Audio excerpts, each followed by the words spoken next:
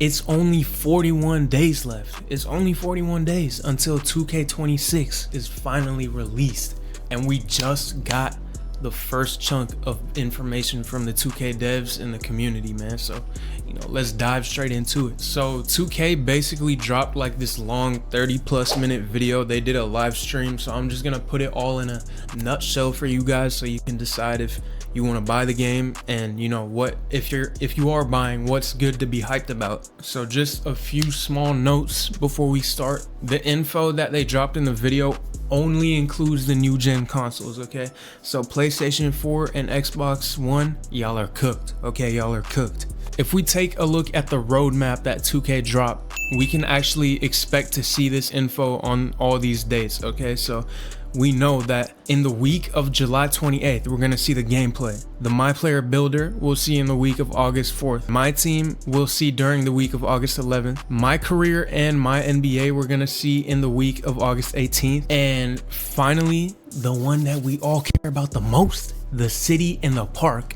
And that we're gonna see during the week of August 25th. So now that we know when we're gonna get the big, juicy details about all these separate game modes, the first thing that we're gonna get into that they mentioned in this video was rewarding skill-based gameplay this year. So I mean, they talked about the same thing last year, but this year what we're being told is that across all aspects of the game, you feel me, including dribbling, defense, shot blocking, when you try to go for a steal, they're saying the timing of when you press buttons and do certain moves is gonna pay off more than ever before. And they made sure to tell us that we're gonna feel the difference in the skill-based timing and gameplay of all that. So that's the first thing they mentioned. This next point is actually pretty big. Shot meters and dunk meters will all go back to showing our green windows. So if you guys didn't play 2K24, this is what we had in 2K24, where if you shot with a meter on, there was a little tiny green spot in the meter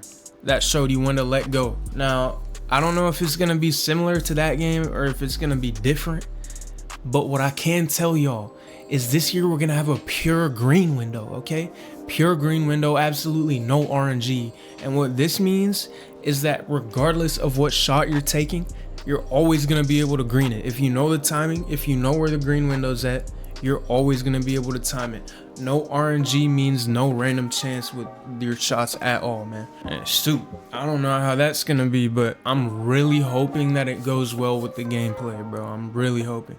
Next thing that they mentioned in the video about the gameplay is that in the high level game modes, shots are always gonna be green or miss. And then in the less competitive modes, it'll be on like medium risk, low risk, whatever that is. But this year there's no kindness for in competitive modes. So if we see ante up, if we see proving grounds come back, stuff like that, pro-am, there's not going to be any whites going in. It's just straight green or miss. And like I just said, man, we really got to see how this pure green window stuff is going to feel like on different builds. And I'm really excited to get in that builder, man. I'm itching.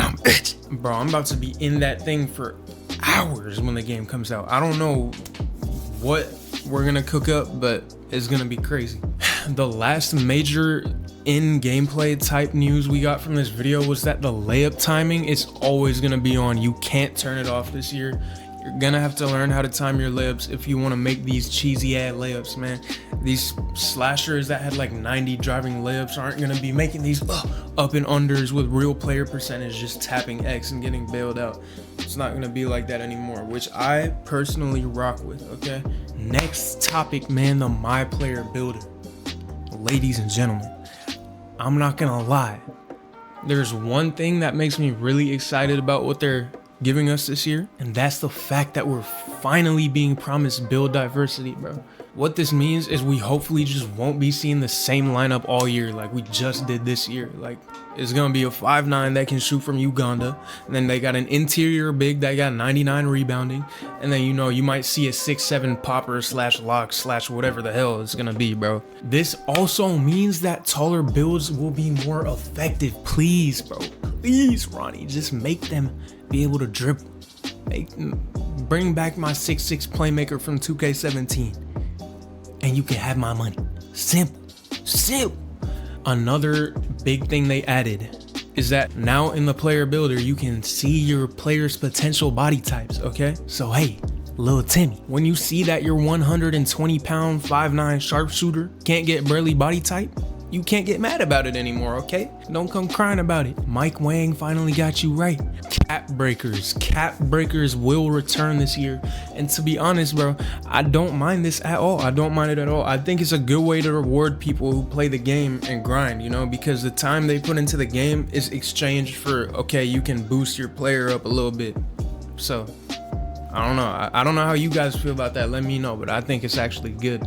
And if you guys don't know what cap breakers are, they were in the game in 2K25. Basically, once you hit a certain rep level, you can add 5 attributes to your player. So let's say in the builder, your arms are short enough to like be able to get a 99.3, but you only got 94 3-pointer. If you put those 5 cap breakers on, your build is gonna have 99 3-pointer now. So that can be pretty OP, especially because they give you the possibility to get all those badges that higher rating gets. So, you know, also the animations. The takeover system is also back. That's another thing that they're returning.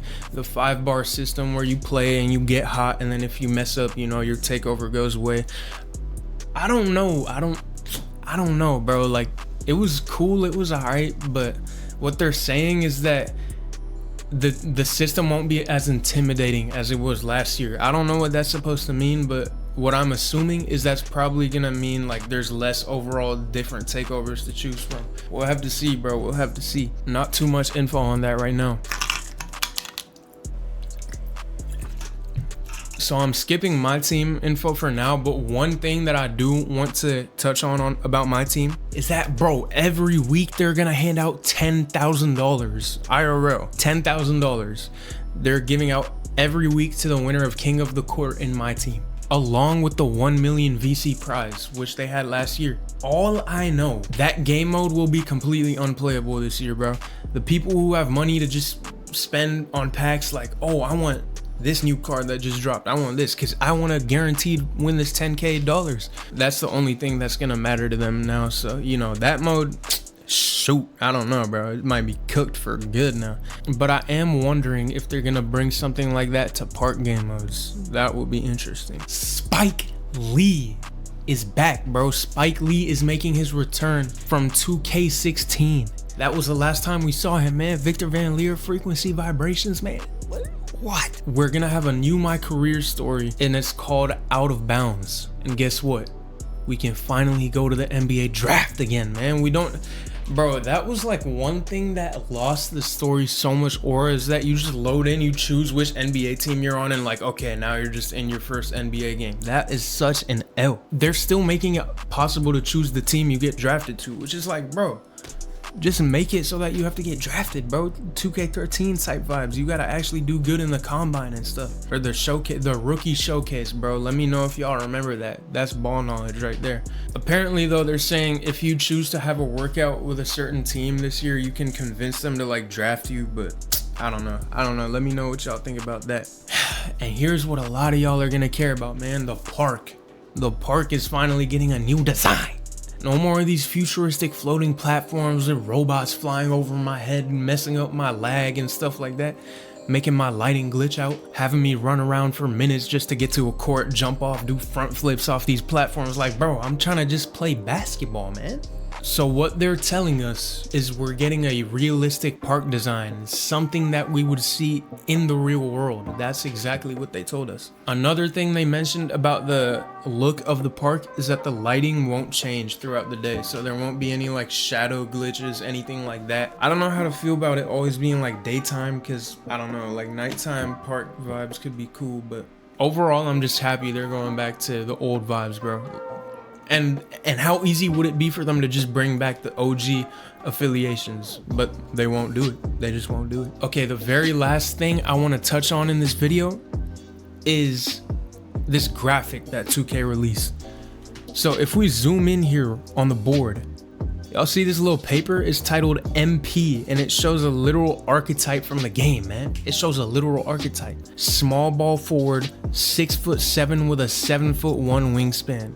And what it looks like is that this is like gonna be our players draft report, because you can see it says top 10, which I'm assuming is the expected pick, and it shows the strengths and weaknesses. It shows like green, yellow, and red spots of the game. And if you look on the right side, it also shows that we can see this build's hot zones, man. And in those hot zones, he has some in the 3-point range, which hopefully, bro, it's hinting that these taller locks / point forward builds are just gonna be more effective from 3. I don't know how you guys feel about the shooting, but I just want to be able to dribble on my tall guard again, bro. I'm gonna keep saying it until it happens. That's all I want. And then one more thing from this graphic, some of the community has been looking at this glass jar, which has Dawkins glass written on it. This is like a nod to Daryl Dawkins, who, if y'all don't know, he broke the glass on the backboard during some of his dunks. Some people are saying this means that we're gonna have glass shattering dunks in the game. Hey, that would be crazy, bro.